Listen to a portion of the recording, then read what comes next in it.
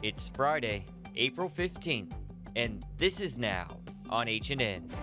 Right now, police are investigating after a man was found with multiple stab wounds at a Kalihi bus stop. There's some kind of new technology that can be used. Advances in DNA research help HPD link a suspect to a 1994 murder in Waikiki. Health officials have a new non-invasive way to test for COVID. I'm Skyler Henry in Washington with more on the FDA's announcement as the nation continues to deal with the pandemic. We got all these stories, plus find out why Hawaiian Airlines is canceling more flights today. That's coming up on This Is Now.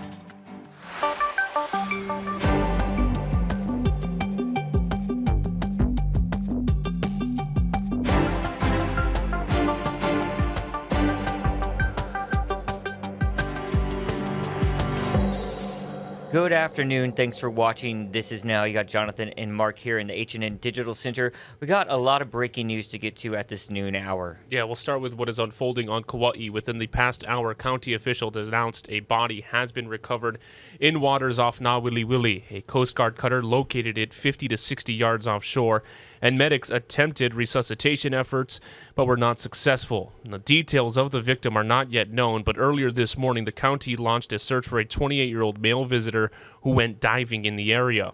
Kauai Fire, Police, Ocean Safety, and the Coast Guard were all involved in the operation.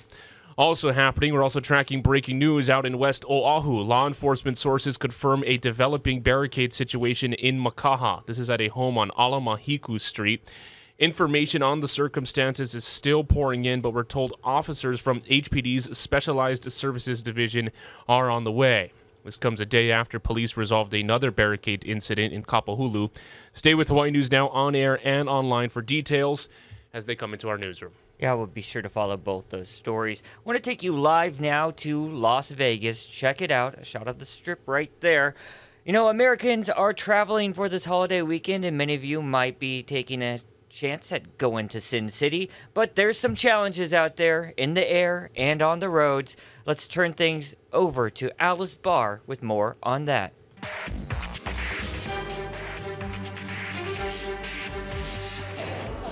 Headed into a busy holiday weekend, a few roadblocks posing challenges for travelers. Soaring gas prices bringing extra pain to that road trip. Too high now, getting higher and higher. While air travel is seeing its own price hikes. Airports are busier than ever and planes are full, and there are less routes and less staff. So those airline prices are inherently going to go up. Over the past week, TSA has screened almost 2.1 million passengers every day, up nearly 1 million since last year. While at the same time, some airlines are cutting back, JetBlue reducing its schedule by as much as 10%. As the travel industry struggles to recover from the pandemic, renewed reminders that it's still not over. The CDC extending the federal mask mandate for air travel and public transportation until at least May 3rd. I think they're kind of useless. I understand that to err on the side of caution. As COVID cases are on the rise nationwide, up an average of 23% over the past 2 weeks, fueled by two fast-spreading Omicron subvariants. Things are moving. We're seeing an increase. With more people relying on home tests that often go unreported, medical experts warn we may not get a full picture of how much cases are rising.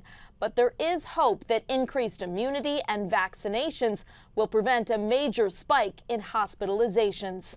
In Washington, Alice Barr, NBC News. More flight cancellations for Hawaiian Airlines today. The airline says 32 inter-island flights will be canceled today. This comes after 19 were shut down yesterday.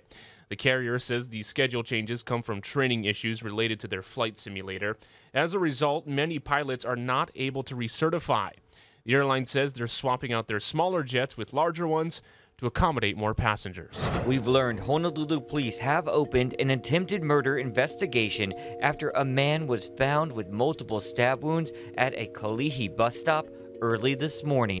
Officials said the incident happened near Kamehameha Highway and Dillingham Boulevard just before 2 a.m.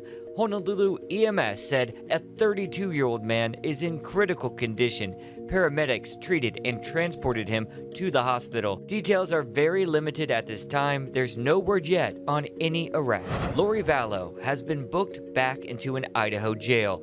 This is in advance of her arraignment next week for the murder of her 2 children. She was transferred from a state health facility yesterday after a judge ruled that she is mentally fit to stand trial. Vallow was arrested on the Garden Isle back in 2020 after the children's bodies were found buried in her husband Chad Daybell's backyard.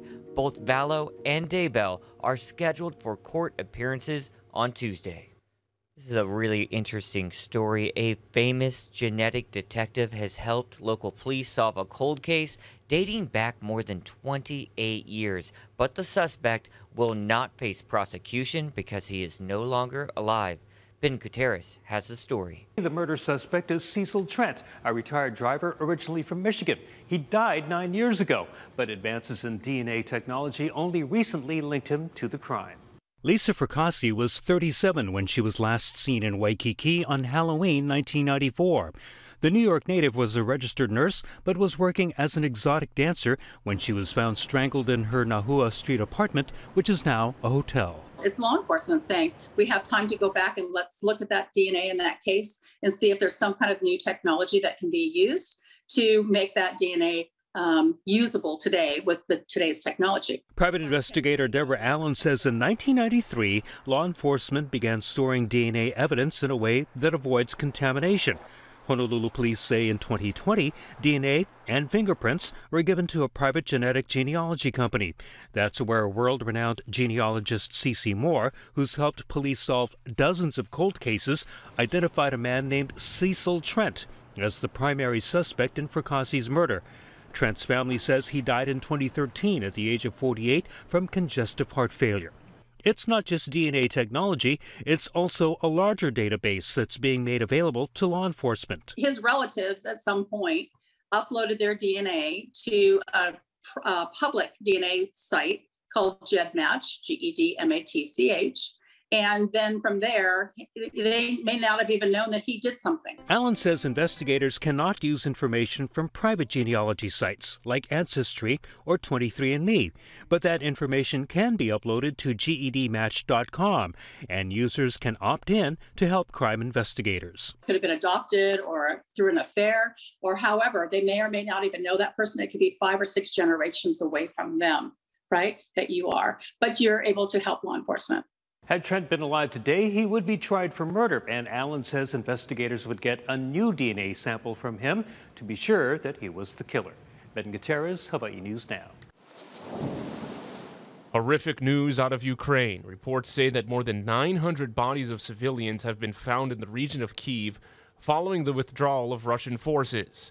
That development comes after Russia's defense ministry said it would ramp up attacks in the area, and it also follows the sinking of a Russian flagship in the Black Sea. Meantime, Ukrainian President Volodymyr Zelensky says he expects Russia to increase its military actions in the country. Here's a portion of his exclusive interview with CNN. The director of the CIA warned that he's worried Putin might use a tactical nuclear weapon in this fight. Are you worried? Not only me. I think all over the world, all the countries have to be worried, because you know that it can be not real information, but it can be true, because when they begin to speak about one or another battles or involve enemies or nuclear weapons or some chemical, issues, chemical weapons, they should do it. They could do it. I mean, so they can. For them, life of the people is nothing. That's why we should think, not be afraid. I mean, that not be afraid, be ready. But that is not the question to Ukraine, and not only for the Ukraine, for all the world. I think so. Elsewhere around the world, conflict in the Middle East as violence erupts between Palestinian protesters and Israeli police at a Jerusalem mosque. Here's Tina Kraus. Israeli security forces fought back protesters in chaotic clashes at Jerusalem's Al-Aqsa Mosque, a sacred site for Jews and Muslims. Riot police fired stun grenades and say Palestinians hurled rocks and firecrackers at their forces after Friday morning prayers. The violence is heightening tensions as the Muslim holy month of Ramadan coincides with the Jewish Passover and Christianity's Easter holiday for the first time in more than 30 years. There's a lot of security here. You know, people, you hear in some places in the world, you hear about what's going on in Israel, and it's scary, but then you come here and it's everyday life. Monday's violence follows a series of deadly attacks across Israel, blamed on Palestinians. Israel's prime minister has vowed to crush what he's calling a new wave of terrorism. He's urging Israeli civilians with gun licenses to arm themselves in public. Police are trying to head off another dangerous escalation as a similar clash at Al-Aqsa Mosque last year happened right before an 11-day war between Israel and Hamas in the Gaza Strip. Tina Kraus, CBS News. And look for more on that developing story coming up on your NBC and CBS Nightly News. Got to switch gears now and get you your Easter forecast. Let's turn things over to Guy Hoggy with more on that.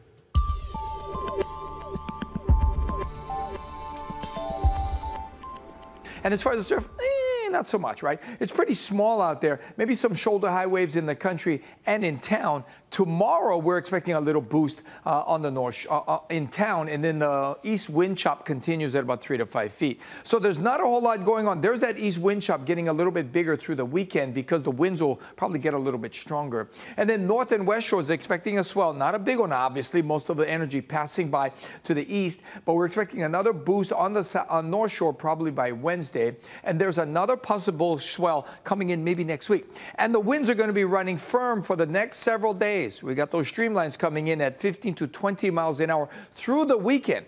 And that will help limit the rainfall buildups, and those winds will remain brisk into next week. Well, there's a new COVID test on the market, and it is a pleasant alternative to sticking a swab up your nose. Skylar Henry explains.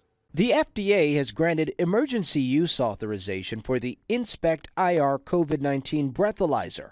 It's just like a breathalyzer test for alcohol, but instead detects chemical compounds in breath samples which indicate COVID-19. The non-invasive tube can return results in less than 3 minutes.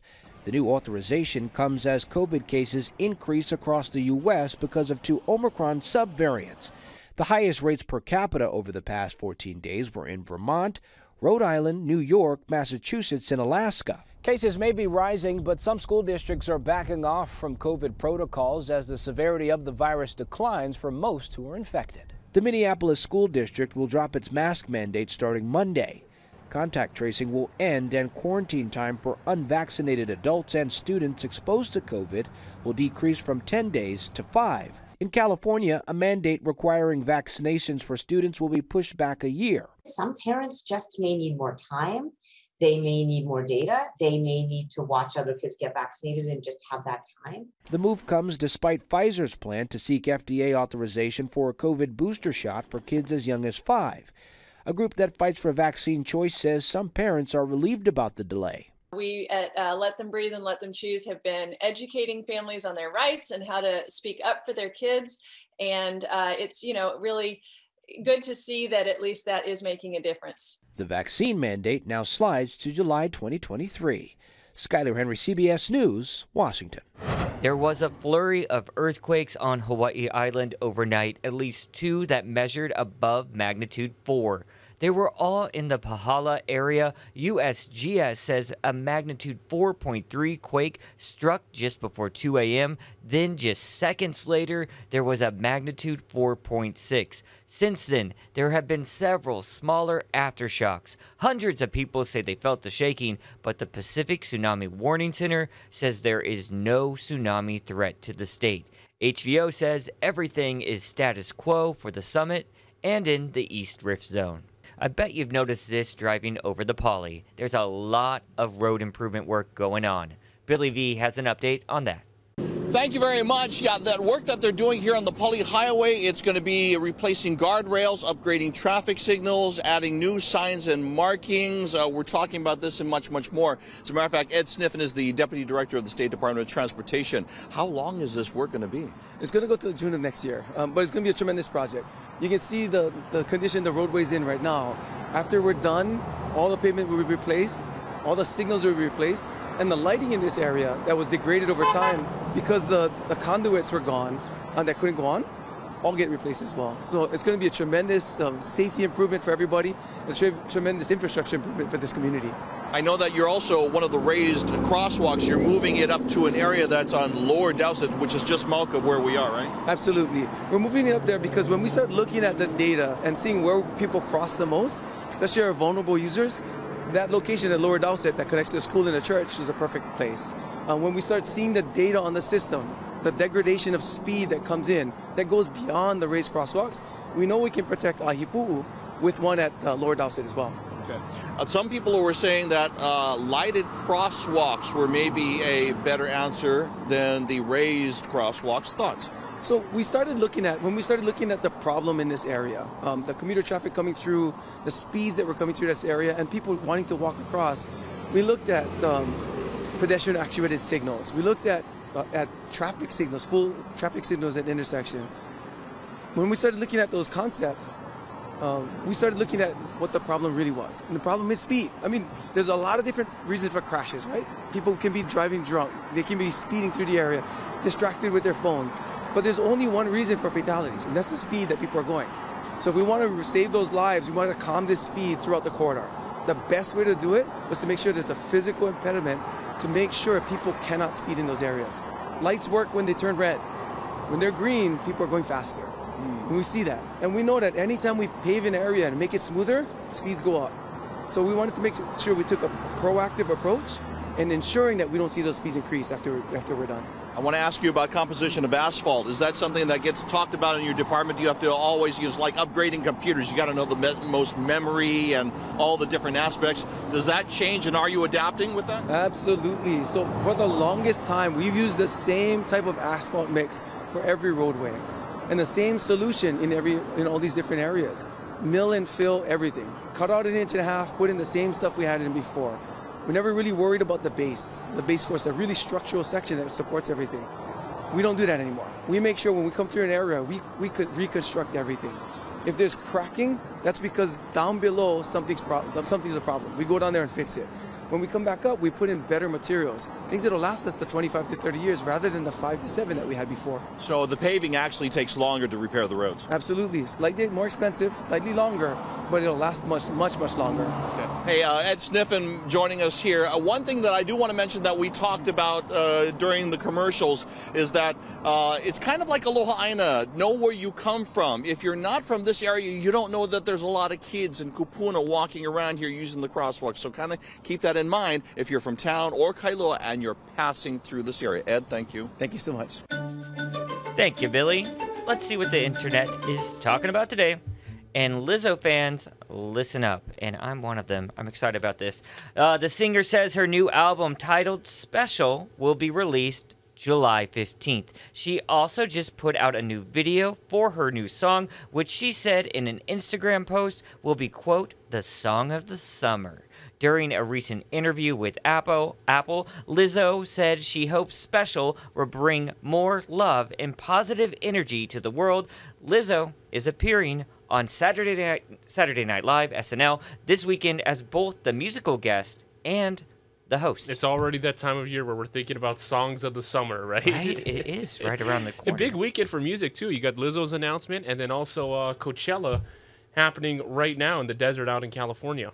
Lizzo had many songs of the summer a few years back. She had a great album. And many songs are also on this platform we're about to talk about. In the world of social media, changes could be on the way to TikTok. The platform is looking into a way to leave more feedback on comments left on videos and will be testing a dislike button on comments. It's a method to filter through posts, and creators will not be able to see the thumbs down, only the person who disliked the comment.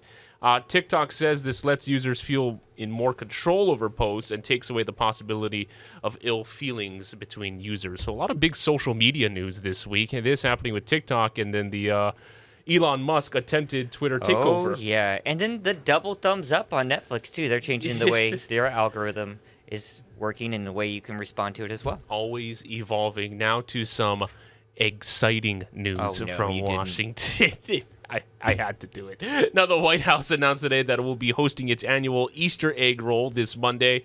The event is back after a 2-year pandemic absence. It will include a number of educational activities and a talent show and the Easter Bunny in attendance. 30,000 people are expected to attend. All right. Let's hop on into this next story. How about that? All right. The Queen got a very special visit today. This from Prince Harry and Meghan. Let's turn it over to CNN's Nada Bashir with more on that.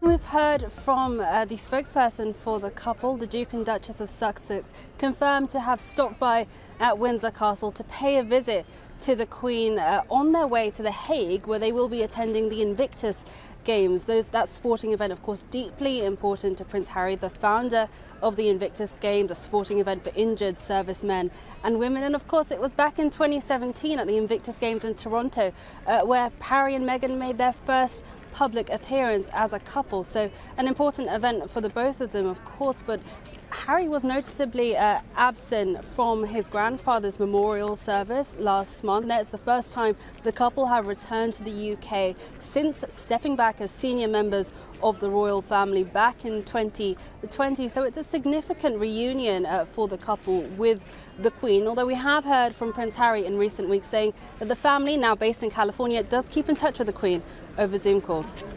Gotta visit Grandma. Yep. I have a visit planned with mine in just a couple weeks. Fantastic. Yeah, always keeping a close eye on the royal family as well. Now, we always love a great auction story. Here's one where a big money deal has been voided. Now, the sale of what appeared to be Tom Brady's final touchdown pass has been canceled. The ball, which was a perfect throw to Mike Evans in a playoff game against the Rams on star cornerback Jalen Ramsey, originally sold at auction for $518,000. Now, the sale took place after Brady announced his retirement, but then he changed his mind and came back to the Bucs. So now it's kind of just a football. Now, the head of the Leland's auction house decided to cancel the sale since no money changed hands.